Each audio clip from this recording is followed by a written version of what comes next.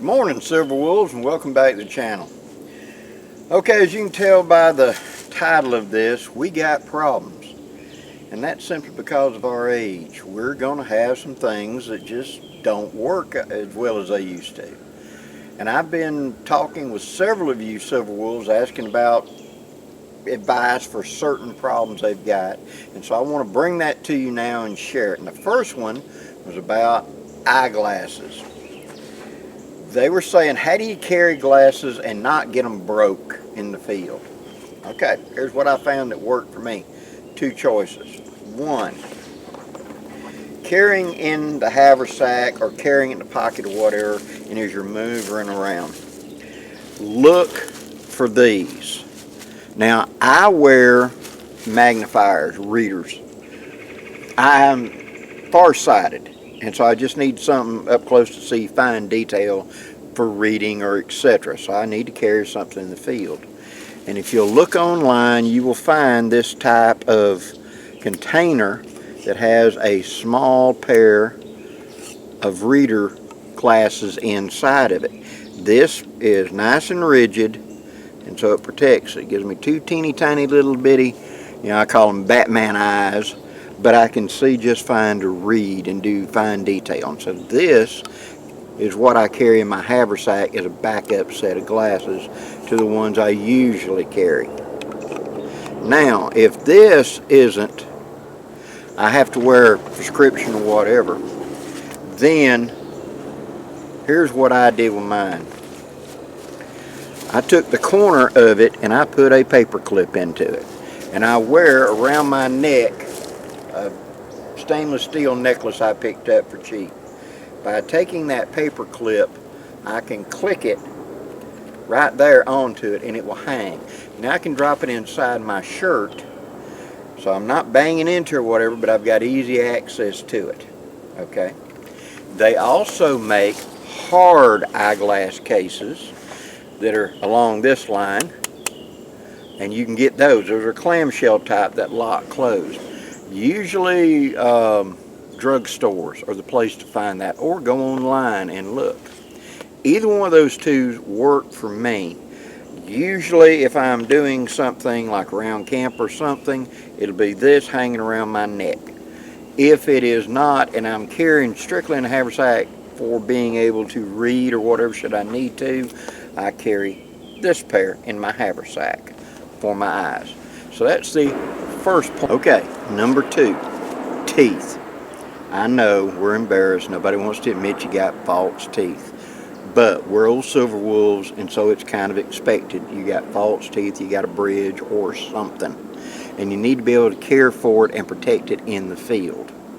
And as you know, like the dentist tells you, you should take them out every night and allow the tissues to relax so it makes a good tight fit. If you wear them continuously, they'll get kind of sloppy over time. So what are you going to do? Well, I carry one of these screw-on Rubbermaid type things, and you get it where you get food storage, Get one that can hold liquid. This one does not, but the other one I've got just like this, it's actually in my kit and I didn't want to dig out for this video. Looks like this, but it will actually seal up and keep liquid in it, so you don't have to worry about it dribbling out. Okay, put the Polident into here and do your cleaning, or use plain old mouthwash to clean it in the field.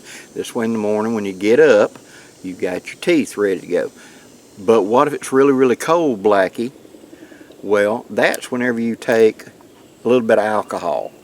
Plain old little vodka shots like this you can get at the liquor store, work fine. Add that to it, and that will keep it from freezing because of the alcohol content. Okay, so it works just fine like that. And it'll protect your teeth, allow you to treat your teeth, treat your gums while you're in the field. Now, it would not be difficult to put something like this and put it in a little bitty mesh bag of some kind with a carabiner and clip it to the ridge line on a hammock, which is what I do, so that I can not have to sit this down on the ground or something like that whenever I'm backpacking. That'll keep it safe, and it keeps my teeth where I can get to them. Okay? Real simple. So that was number two. Now for number three.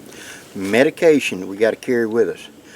All the drugstores got these little things like this that has got inside of it is a week-long pill divider. This makes our life, it's already designated out for an entire week right there, so you can put your medication into it, close it, zip it up, and keep it in your haversack. You can also, most of them will have a little bitty loop or something on it somewhere where you can put a carabiner onto it to clip it to the ridge line or something like that to keep it quick and easily accessible. Make sure that you take the medication you're supposed to when you're supposed to. And for ease of transportation, divide this out like this.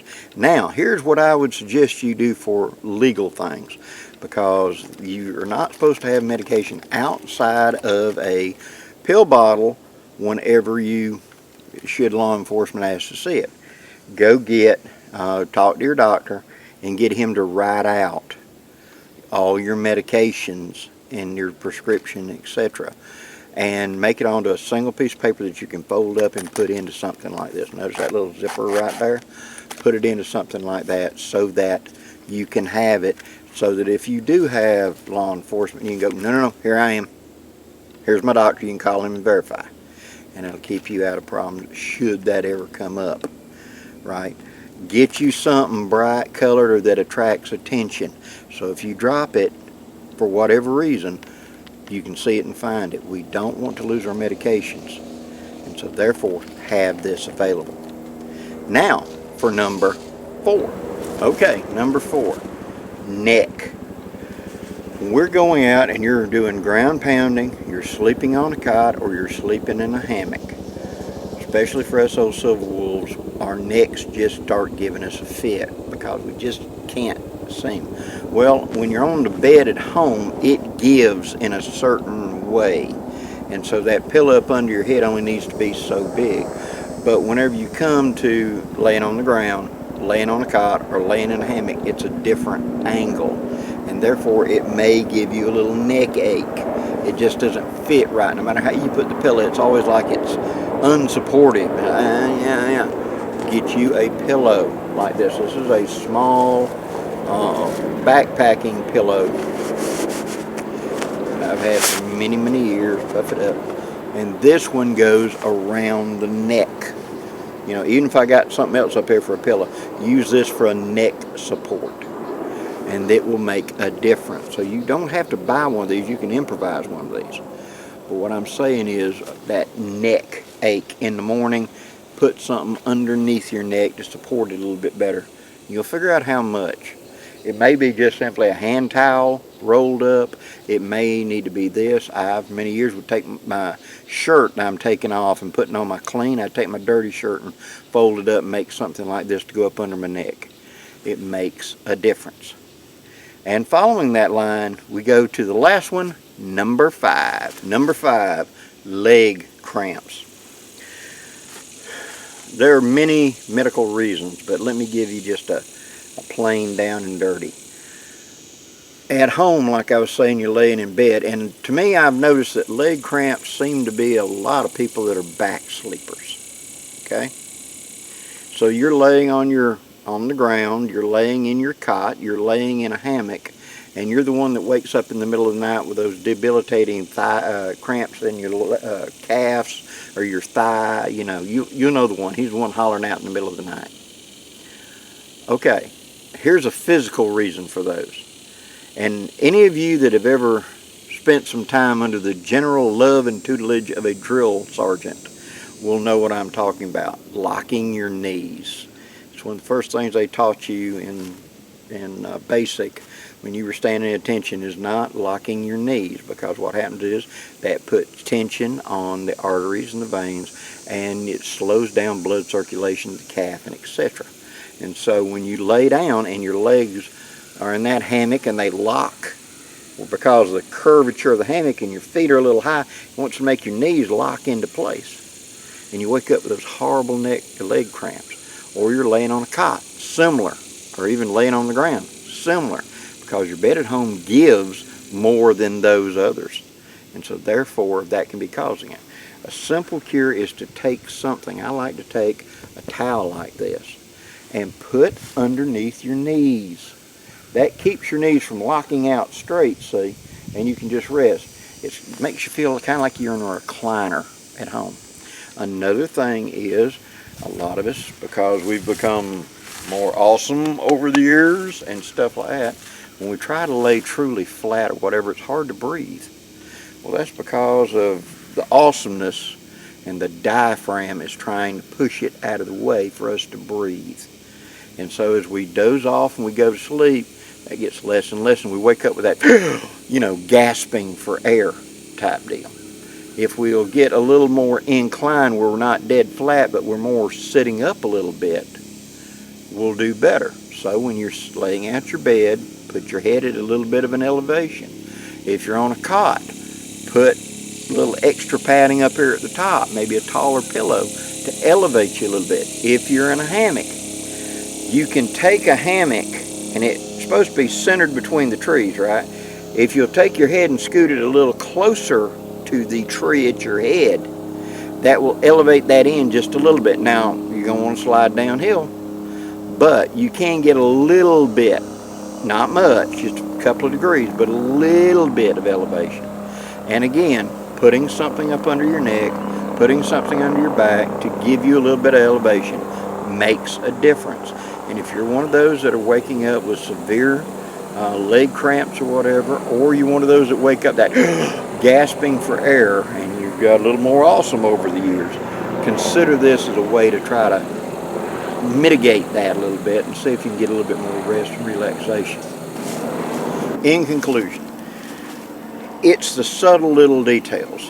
We're old silver wolves, and we have got some problems. We've got arthritis. We've got to have our glasses, our teeth. We get leg cramps, etc. Those are just part of the joy of growing old. And so therefore we have to address them and find a way to make our time enjoyable. And often it's something that simple of a tub to carry our teeth in, dump alcohol in it if it's below freezing, we don't want it to freeze.